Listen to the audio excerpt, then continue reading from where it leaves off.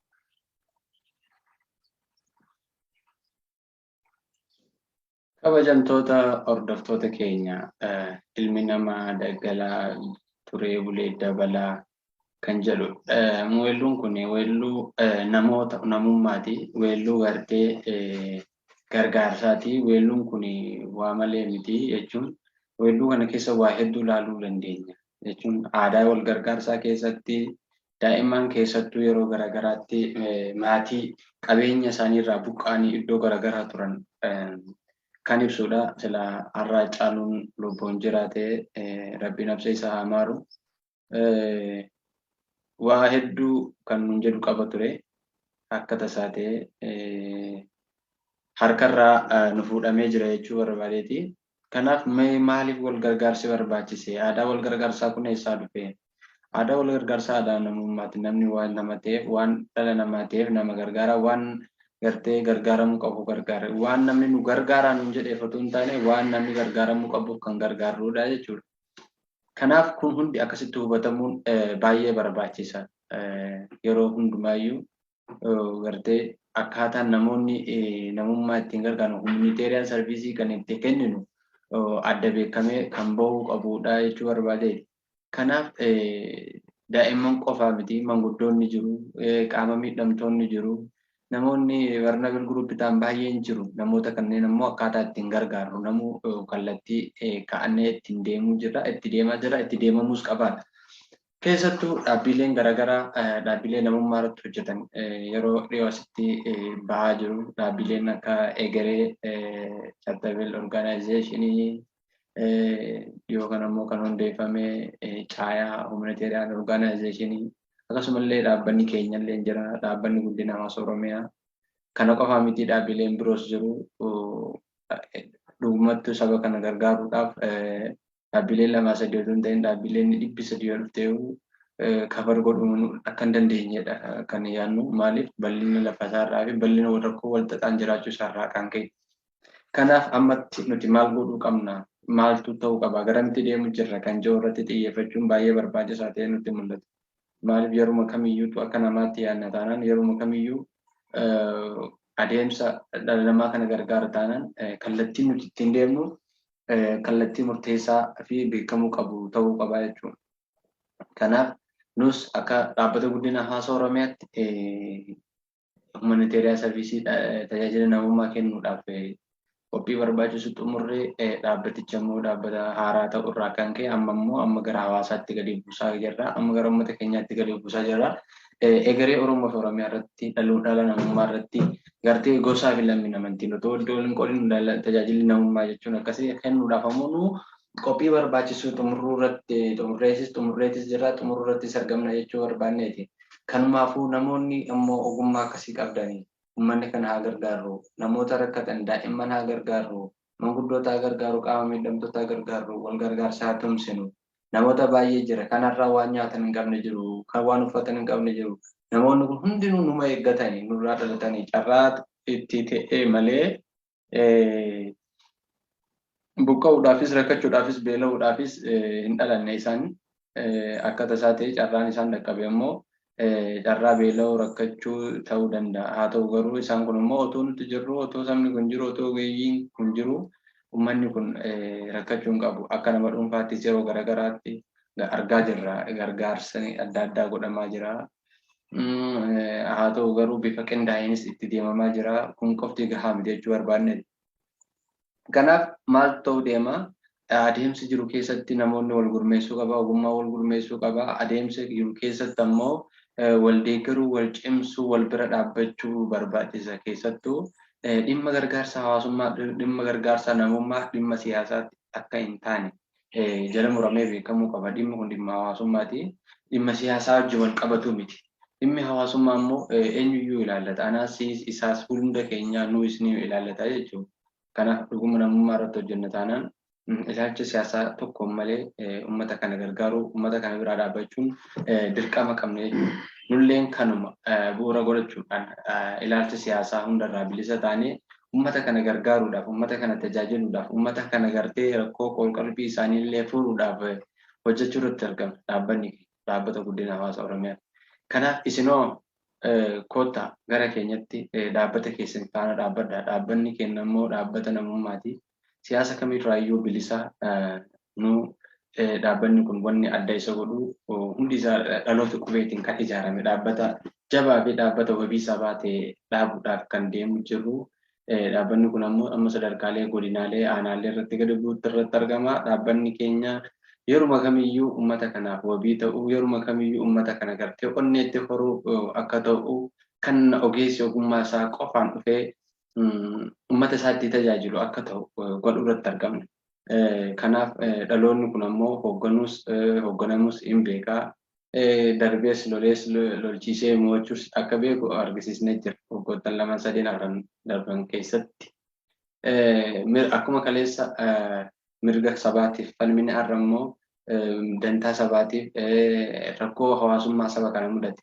Keessattuu yeroo kanatti hongeen Booranaa, Baalee, Arsii, Harargee mudataa jira. Akkasumas rakkoo nam-tolchee sababa waraanaatiin gara Wallaggaatti jiddugala akkasumas Qaabatti illee rakkoo hammaataan jira. Haala kana hunda keessatti ammoo kan miidhamu uummata keenya bira dhaabbachuun ammoo dirqama qabna jechuudha.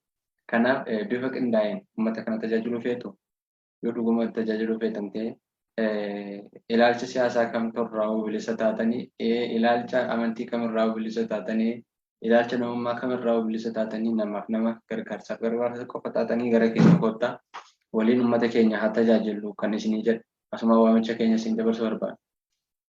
Keessattuu abbootiin qabeenyaas dhaabbileen daldalaa garaagaraa dhaabbileen miti mootummaa dhimmoota namummaa irratti hojjetan kan biyya keessaaf ala jirtan dhalattoonni Oromoo fi Oromiyaa kan biyya keessaa fi ala jirtan hundi keessan uummata keessan bira dhaabbadhaa waamicha keenya.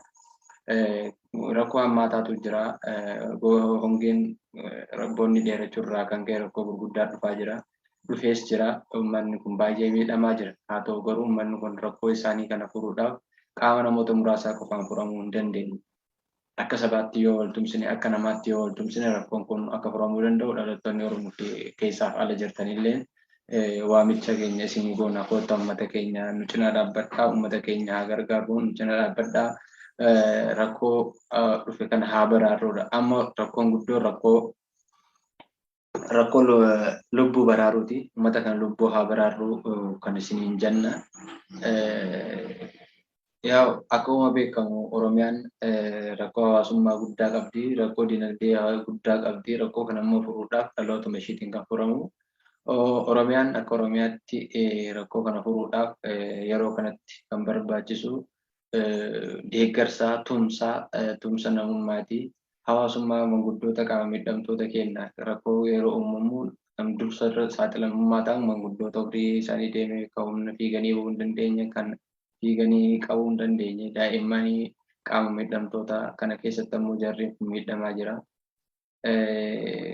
Yoo dhufu walitti dhufne uummata kana waa tokko godhuu dandeenya. Yoo walitti dhufne uummata kana gargaaruu dandeenya.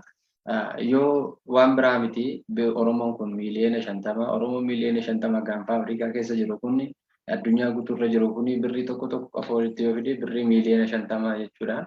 Birrii miiliyoona 50 kun eenyu tajaajiltee akkamitti deemti Oromiyaa tan akkamitti walii geessi nama meeqa akka gargaartu isin maatu beekaa. Mee otoo abdiin kutatiin kottaa isin jenna ergaa keenya kanallee walii qoodaa facaasaa dhaabbanni keenya dhaabbanni guddina hawaasa Oromiyaa bifa beekamtii seera qabeessa ta'een kan deemaa jiru. Kanaaf isinis dhaabbata kana cinaa dhaabbadhaan ergaa keenya teessoon dhaabbata keenya kan argamu magaalaa Bishooftuuti. Lakkoofsa bilbilaatiif illee asuma peejii kenna gubbaa irratti argachaa jirtanii nu bilbilaan nama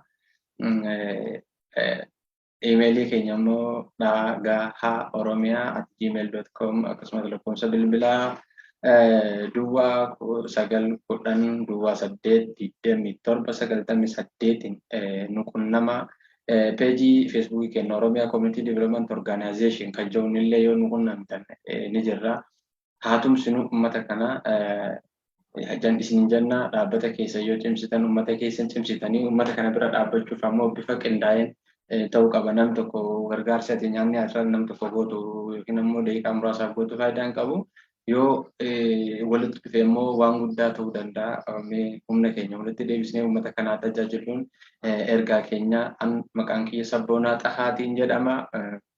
Hojii gaggeessaa olaanaa dhaabbata guddina hawaasa Oromiyaatti. Horaa bulaa deebanaa barri bara milkii haa ta'uu kanumaan caaluudhaan isin afeerree nagatti isin jenna. Dhala nama gargaaruun namummaadha. Filatoomaadha.